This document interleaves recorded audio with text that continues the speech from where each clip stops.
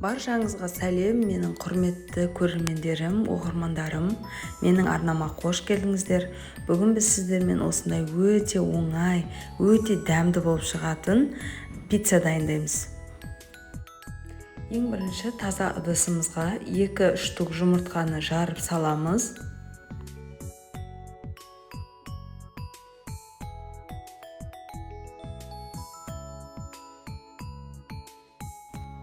Содан соң осындай венчиктің немесе миксердің көмегімен жақсылап араластырамыз.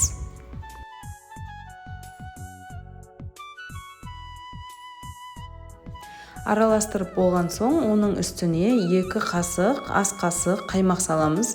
Менде қолдың қою қаймағы.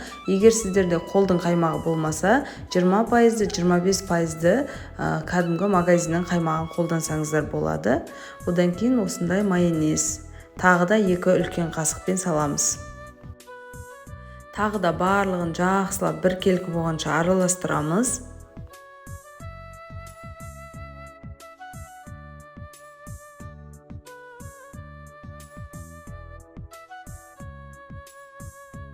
Араластырып болдық. Енді оның үстіне 2 үлкен қасықпен ұн саламыз. Ұнымызды да біркелкі болғанша жақсылап араластырамыз. Ешқандай түйіршіктері қалмауы қажет.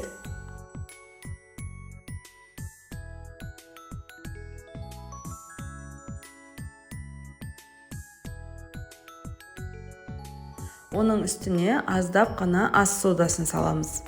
Оны да жақсылап араластырамыз. Ас содасын салатын себебіміз, қазір біз сковородкада пиццамызды пісірген кезде әдемі болып көтерілуі қажет.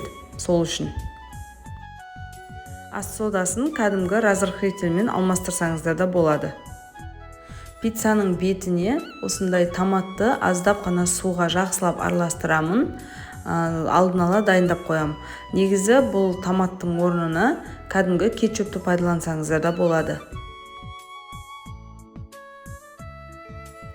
Енді осындай антипригарный, яғни асты жабыспайтын табамды газға қоямын отқа.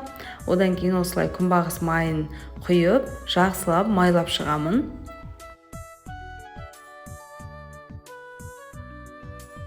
Табамыз қызғаннан кейін жаңағы біздің қамырымызды саламыз, яғни сұйық қамырымызды. Бұл сұйық қамыр менде 1 штук пиццаға арналған. Егер сіздер 2-3 штук пицца жасайтын болсаңыздар, осы ингредиенттерді 2-3 еселейсіздер. Қамырды құйып болғаннан кейін осылай бетін бір тегіс етіп тегістейміз.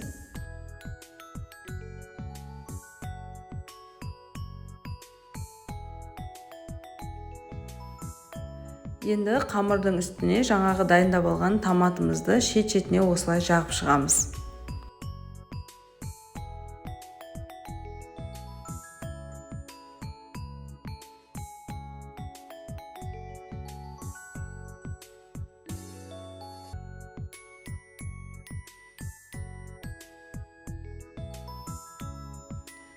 Бетіне мен осындай помидор, одан кейін колбаса, тауық етінен жасалған және сыр саламын.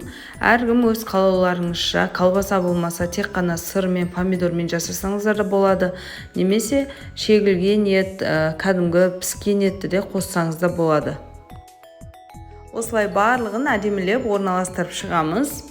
Үстін басып қойдым, себебі қамыр әлі сұйық, сол себепті босап кетпеу үшін.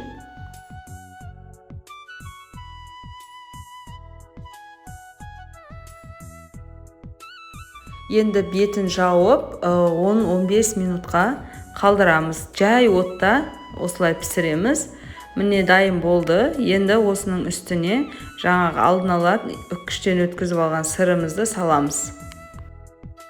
Тағы да бетін 5 минутқа жауып, сырымыздың ерігенін күтеміз.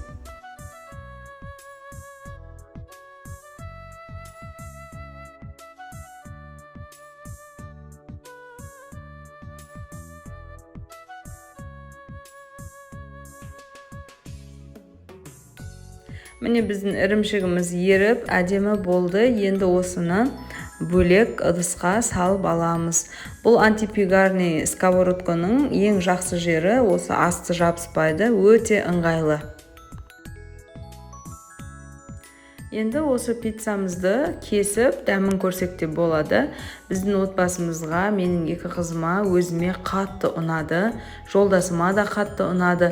Духовкаға піскен пиццадан ешқандай айырмашылығы жоқ. Және де үйде духовка болмай қалған кезде, немесе бұзылып қалған кезде осылай пісіріп берсеңіздер болады.